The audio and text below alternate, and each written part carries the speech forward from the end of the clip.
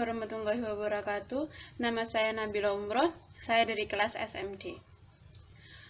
Kita hidup ini di planet Bumi.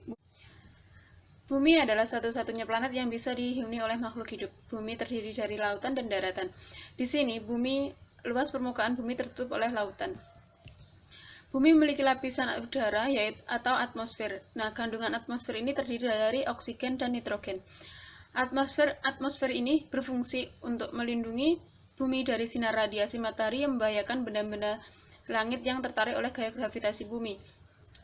Nah, di bumi sendiri banyak terjadi fenomena alam. Fenomena alam yang terjadi, saya di sini akan mengambil salah satunya yaitu hujan. Hujan di sini sangat dibutuhkan oleh makhluk hidup, terutama dalam berkehidupan sehari-hari. Ada air, maka kehidupan bisa berlangsung dengan baik. Tapi kalau air ini berlebihan akan menjadikan datangnya bencana.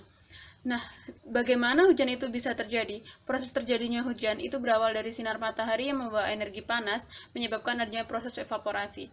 Nah, di dalam proses evaporasi inilah air yang berada di bumi, entah itu di laut, danau, di sungai, semuanya mengandung air, itu akan menguap karena panas. Nah, lalu menghasilkan uap-uap air. Yang mana uap-uap air ini tersebut akan terangkat ke udara dan mengalami proses kondensasi. Proses kondensasi adalah uap-uap air berubah menjadi embun yang diakibatkan suhu di sekitar uap air itu lebih rendah daripada titik embun sendiri. Jadi suhu udara yang semakin tinggi membuat titik embun akan semakin banyak dan menjadi awan. Adanya perbedaan tekanan antara langit menyebabkan pergerakan udara atau disebut dengan angin. Nah, angin ini nanti akan membawa awan itu menuju ke tempat suhu yang lebih rendah. Awan berkumpul menjadi awan besar yang berwarna kelabu, dan nanti disebut dengan proses koalisi atau proses koalensi. Nah, ada dua kemungkinan butiran-butiran air yang ada di langit itu mereka kenapa bisa jatuh. Yang pertama itu karena kondisi awan yang sudah tidak sanggup lagi untuk menampung air sehingga air yang ada di langit tadi jatuh. Kedua, karena butiran tersebut tertarik oleh gaya gravitasi yang akan jatuh dan menjadi hujan. Tapi di sini nggak semua air hujan itu jatuh ke permukaan. Ternyata ada sebagian air yang menguap kembali ke atas menuju awan. Kenapa bisa begitu? Karena di sini air menembus lapisan atmosfer yang lebih hangat di bawahnya, maka ada beberapa air yang akan menguap kembali. Nah, selama air ini bisa membuat awan itu jenuh, maka hujan itu akan terus berlangsung.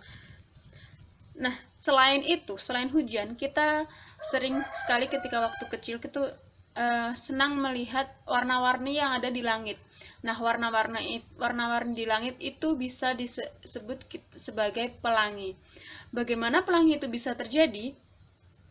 Yang jelas di sini pelangi terjadi bukan karena seekor naga yang sedang turun dan minum air di sungai seperti yang kita tahu waktu masih kecil. Nah, pelangi itu adalah fenomena optik dan meteorologi berupa cahaya beraneka warna yang saling sejajar yang tampak di langit. Pelangi terbentuk karena pembiasan cahaya matahari. Pelangi ini hanya bisa kita lihat pada saat matahari dan hujan pada waktu yang bersamaan, yaitu ketika cahaya matahari itu menembus air hujan. Cahaya itu akan dibelokkan menjadi warna spektrum, yaitu warna pelangi. Ada merah, jingga, kuning, hijau, biru, nila, dan ungu, atau yang lebih mudah kita singkat dengan Mejiku Hibiniu. Warna yang memiliki frekuensi panjang atau gelombangnya yang tinggi, maka itu akan berada di paling atas, atau yang kita biasa nampak lebih cerah itu adalah warna merah. Sampai nanti seterusnya sampai gelombang paling rendah yaitu ada ungu. Nah, pelangi ini itu sebenarnya berbentuk lingkaran, bukan seperti setengah lingkaran. Kenapa bisa setengah lingkaran? Karena kita melihatnya dari bawah, sehingga kita hanya nampak setengah lingkaran saja. Posisi kita dalam melihat pelangi pun juga berpengaruh. Kita harus berada di belakang sinar matahari agar bisa melihat pelangi itu dengan baik. Nah, warna-warna ini bisa kita lihat tanpa harus melihat pelangi secara alami.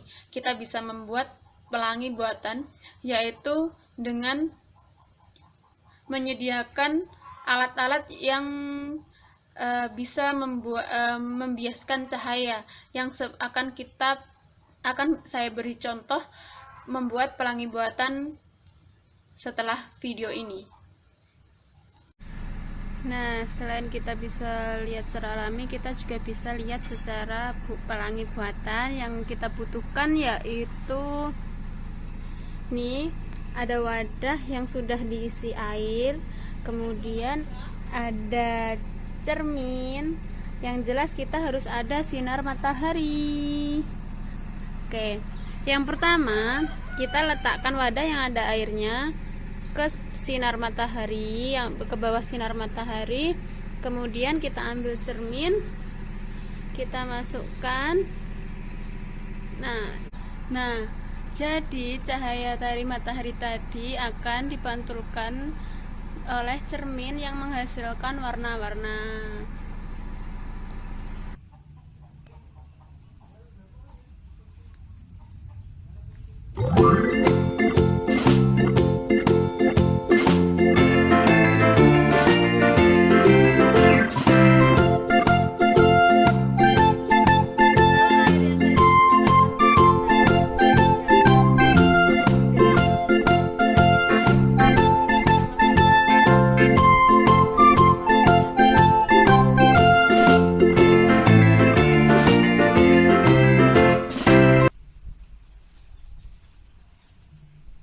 Kurang lebih itu tadi bagaimana hujan itu bisa terjadi dan pelangi itu bisa juga muncul, yang menjadi salah satu fenomena kita yang ada di bumi ini. Semoga apa yang saya sampaikan bermanfaat, dan apabila ada kurang lebihnya saya mohon maaf. Akhir kata, wassalamualaikum warahmatullahi wabarakatuh.